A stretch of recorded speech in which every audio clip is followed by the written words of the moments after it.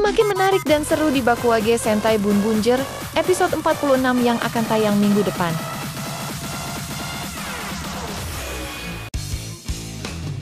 時代がそれを正義と言ったとしても、俺は間違うことを恐れない。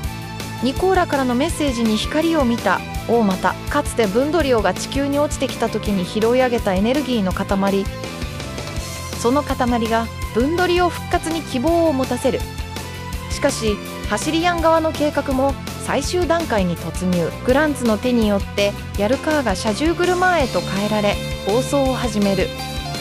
刻一刻と砂化が進むブンドリオには時間がない。ビュンディが自らの体を使い延命処置を施す中、現場たちは半導艇へと向かいエネルギーの塊の回収を試みる。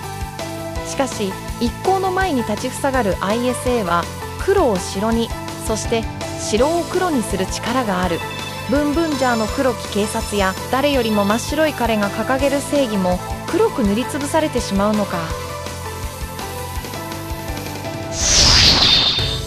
Nah, itu dia preview dari Bakuage Sentai Bunbunjer episode 46 yang sudah dirilis toh. Dan gimana menurut kalian?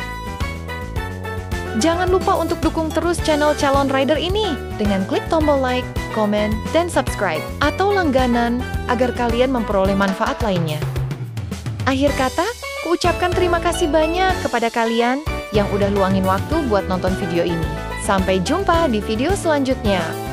See you and bye-bye.